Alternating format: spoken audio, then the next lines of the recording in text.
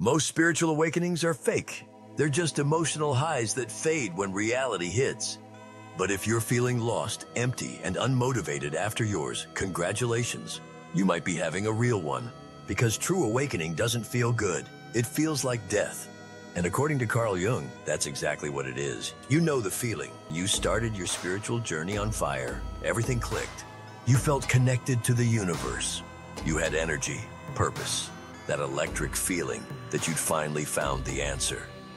Then it stopped. The high disappeared. The books felt empty. Meditation became a chore. You looked at your life and felt nothing. Like someone had drained all the color out of your world. Your friends think you're depressed. Your family says it's just a phase. But deep down, you know this is different. This isn't sadness. This is emptiness. This is feeling like a ghost in your own life. Here's what no one tells you. You're not broken. You're not going backwards. You've just entered the phase that separates real seekers from spiritual tourists. You're in what Jung called the death phase, and most people run. Carl Jung figured out something that modern spirituality refuses to admit. Real awakening isn't about finding light, it's about facing darkness. Your shadow is everything you've buried, the anger you weren't allowed to feel, the dreams you gave up, the parts of yourself that didn't fit the perfect image you tried to build. When you first got into spirituality, you were running from this shadow. Meditation felt good because it helped you escape. Positive thinking worked because it covered up the mess inside. But true awakening doesn't let you hide forever. It drags everything to the surface, every buried pain, every rejected part of yourself, every lie you've been telling yourself about who you are. This is why you feel empty now. Your old ways of avoiding yourself don't work anymore. The masks have fallen off. And underneath, you're meeting the real you for the first time. Why it feels like dying. Jung called this psychological death, because that's exactly what's happening. The person you thought you were is dying. Your old beliefs, your old patterns, your old way of seeing everything, it's all falling apart. You used to have clear goals, things that excited you, reasons to get up in the morning. Now you look at those same things and feel empty. This isn't depression, this is demolition. Your mind is tearing down everything that isn't really you. All the borrowed dreams, the people-pleasing habits, the fake versions of yourself you built to survive. It's like gutting a house before renovation. You have to destroy the old structure before you can build something real.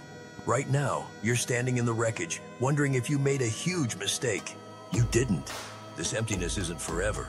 It's just the pause between who you were and who you're becoming. Jung called the next phase integration. This is where you take all the pieces, the light and dark, the good and ugly, and make them whole. But integration doesn't happen through more meditation or positive affirmations. It happens through brutal honesty. Start writing without censoring yourself. Let the ugly thoughts spill onto paper. Stop pretending you're fine when you're falling apart. Find someone who understands depth psychology.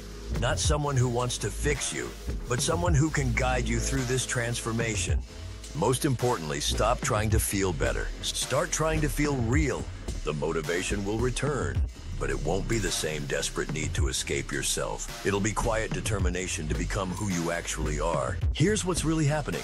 Your old motivations were based on fear. Fear of being rejected. Fear of facing pain. Fear of being alone with yourself. Those motivations are dying because you're becoming someone who doesn't need to run anymore.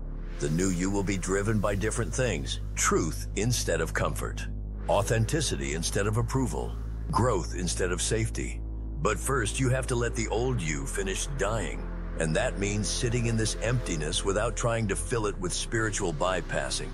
Most people can't handle this. They go back to their old distractions. They find new spiritual highs to chase. They convince themselves they were never really awakening in the first place. But you're different.